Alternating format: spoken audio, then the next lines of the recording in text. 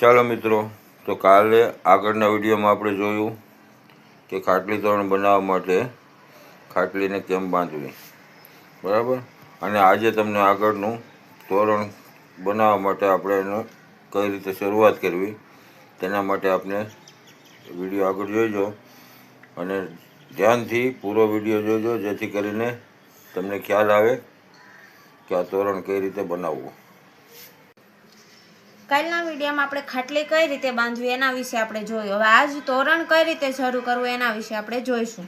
તો સૌ પ્રથમ આપણે જેટલા મોતીનું તોરણ હોય તેટલા મોતી ગણીને પરવી લેવાના સોયમાં.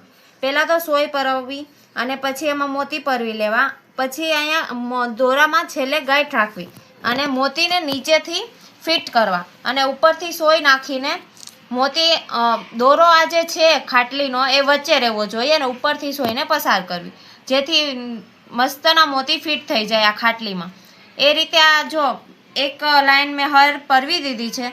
આ રીતે ફિક્સ કરી દેવા બધા મોતી અને ઉપરથી સોય નાખી દેવી, જેથી આ બાજુથી સોય આવશે. પછી એ જ દોરો નીચેથી લેવાનો અને બીજી લાઈન જેટલા મોતીની છે એ મોતી સોયમાં લઈ લેવા. જેમ કે જો આમાં 31 મોતીનું આ તોરણ છે, તો મેં પહેલાં 31 બ્લુ મોતી લીધા છે. પછી આમાં બે સાઈડ એક બ્લુ અને વચ્ચે 29 સફેદ લીધા છે. તો એને આમ નીચેથી રાખીને આમ ફિક્સ કરી દેવા. આ રીતે નીચેથી ફિટ કરતા જવા. દોરાને વચ્ચે એક મોતી વચ્ચે એક દોરો ફિટ કરવો.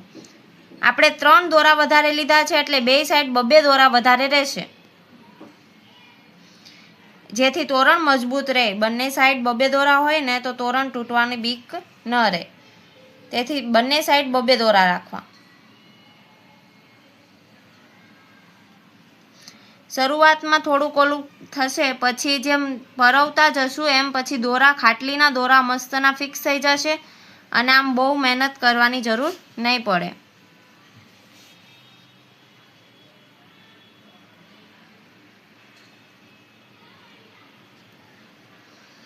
અને એક દોરા વચ્ચે 2 મોતી આવી ન જાય પણ જોવું.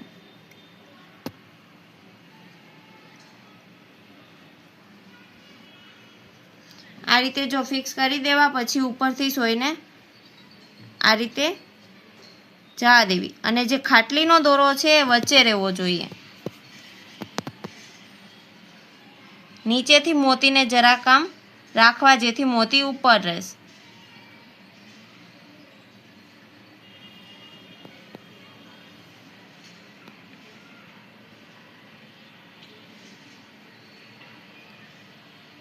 એક મોતી વચ્ચે એક દોરો રહેશે તો મસ્ત આમ અરખું આપણે ફાવશે.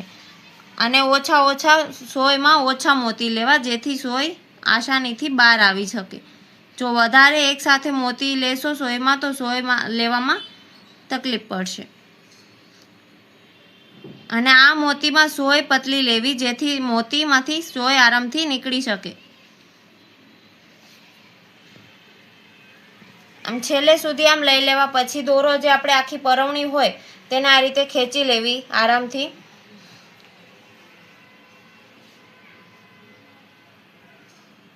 અને આને બંનેને આમ થોડુંક પ્રેસ કરી દેવું, જેથી આ બધા મોતી આમ ભેગા થઈ જાય, પહેલી હર અને બીજી હર. પછી આ દોરાને પાછા નીચેથી લેવાના અને જે ત્રીજી પરવણી હોય તે ગણીને જેટલા મોતી હોય, જે ડિઝાઇન હોય તમારે નાખવી હોય તે ડિઝાઇન તે પ્રમાણે લઈ લેવા. જો આપણે 2 હર ભરાઈ ગઈ છે, હવે ત્રીજી હર લેવાની છે. મારે આ નમૂનો છે, તમારે જે નમૂનો હોય એ પ્રમાણે બનાવવાનું.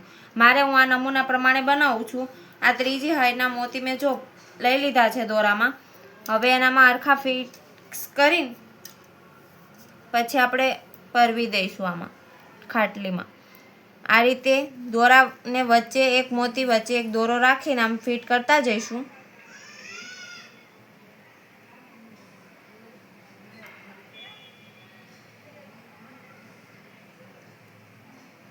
મોતી ગણવા ટાણે હરખું ગણવા, કે જેટલા મોતીનું તોરણ હોય એટલા જ મોતી લેવા. જો વધારે કે ઓછા લેશો તો ઘટશે. ખાટલી વર્કનું તોરણ આમ તો સિમ્પલ છે, પણ આમાં ગણવામાં થોડુંક ધ્યાન આપવું પડે.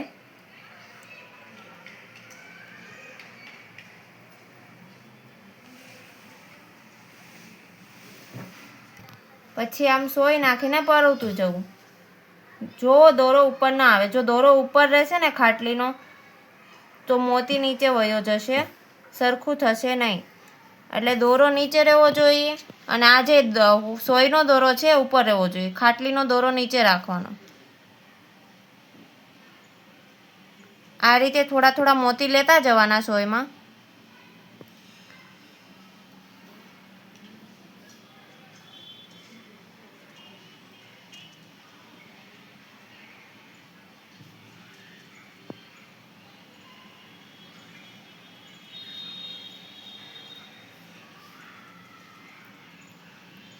જો તમે ચેનલને સબસ્ક્રાઈબ ન કરી હોય તો કરી દો, જેથી હું આના આગળના જે તમને બધી વસ્તુ શીખવવાની છું, ટોડલિયા, કાંગરી, એ કઈ રીતે કરવું એના વિશે તમને સૌથી પહેલાં ખબર પડી જાય. તેથી ચેનલને સબસ્ક્રાઈબ કરી દેજો, જેથી બધી જ તોરણની માહિતી, કઈ રીતે તોરણ બનાવવું, કેમ શરૂ કરવું, બધી જ ટ્રીક તમને પહેલાં પહોંચી જાય તમારી પાસે. પછી આને થોડુંક, આજે આપણે હર પરવાઈ જાય પછી આને થોડુંક ફિક્સ કરી દેવું. વચ્ચે જગ્યા ન રાખવી બંને હર વચ્ચે. આ રીતે ફિક્સ કરતું જવું, જેથી તોરણ મસ્ત થઈ જશે અને આ જેમ બનતું જશે ને તેમ મસ્ત લાગતું જશે. ચાલો, આ બેને આપને તોરણનું કઈ રીતે બાંધવું, શરૂઆત કઈ રીતે કરવી આપને શીખવાડ્યું. હવે આ બેન આ બોર્ડર એટલી બાંધી લે, તે પછી આગળની જે ડિઝાઇનનો વિડીયો આગલા વિડીયોમાં હું તમને બતાવીશ. તો તમે આ ચેનલમાં નવા હોય તો આ ચેનલને સબસ્ક્રાઈબ કરી આપજો.